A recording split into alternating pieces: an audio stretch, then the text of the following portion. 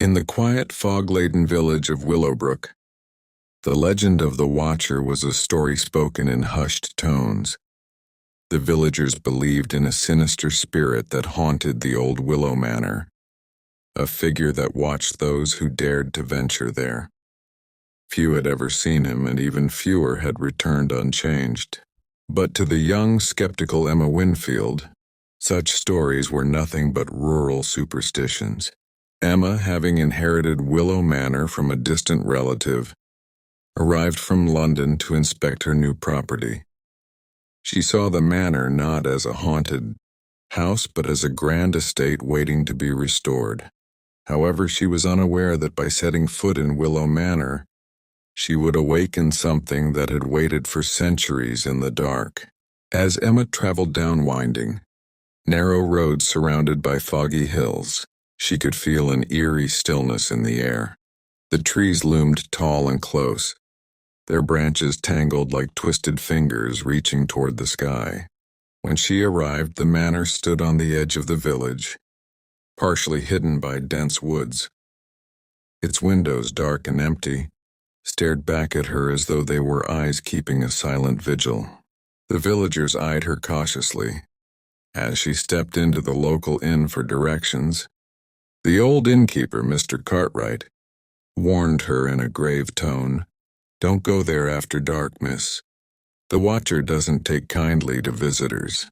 Emma dismissed his warning with a polite smile, finding it quaint but harmless. She considered it part of the village's lore, another tale meant to keep people away from abandoned places. But something in the innkeeper's eyes unsettled her, a genuine fear that lingered long after she left. Willow Manor was vast and imposing, with high ceilings and long, shadow-filled corridors. Dust lay thick on the floor, and the air was cold and stale, as if the house hadn't breathed in decades. After exploring, Emma settled into one of the rooms, exhausted from her journey. At midnight, she awoke suddenly to the faint sound of footsteps, echoing through the manor's dark halls. They were soft but deliberate, like someone taking careful, measured steps. At first she thought it might be an animal, but as the sound grew louder, it became clear that they were human. The footsteps stopped just outside her door. She held her breath, heart pounding as she listened to the silence that followed. Gathering her courage, she slowly opened the door, but found only the dark, empty corridor stretching before her. Yet, she couldn't shake the feeling that something was watching her from the shadows. The following morning, Emma brushed off her experience as a product of exhaustion. Determined to explore more, she began investigating the house and found a library filled with dusty, untouched books. As she scanned the shelves, her eyes landed on a collection of diaries and letters left by previous occupants. One diary in particular caught her attention.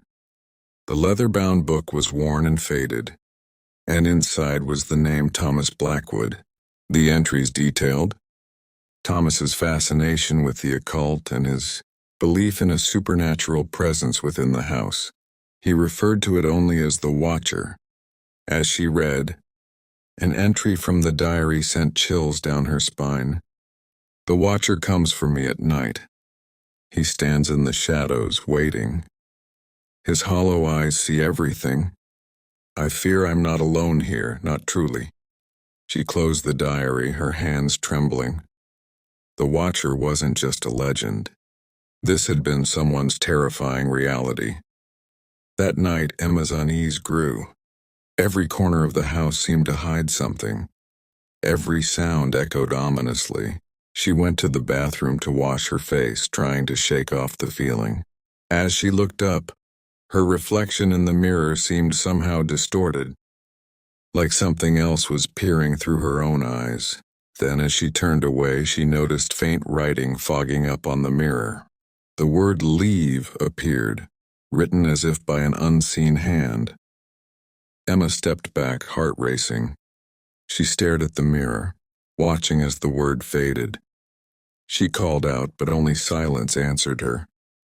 The cold, damp air settled around her, and she couldn't shake the sensation of unseen eyes following her every move. Unable to sleep, Emma began hearing strange sounds, whispers too faint to understand, a distant moan, and once again footsteps. She felt trapped in a nightmare, awake but unable to escape. At midnight, she ventured down the hall, flashlight trembling in her hand. As she walked, she felt an overwhelming pressure in the air, a weight that seemed to close in around her. Then just beyond the beam of her flashlight, she saw him, a figure standing at the end of the hall, shrouded in shadows with hollow eyes that seemed to pierce the darkness. Emma's breath caught. She couldn't move, couldn't scream. The figure raised a hand and pointed directly at her, and a cold, whispering voice filled her mind, saying, "You shouldn't be here." Desperate for answers, Emma searched the manor's basement the next day and discovered a hidden door behind a stack of crates. The room beyond was cold and empty, except for a decaying wooden chair and an old chest.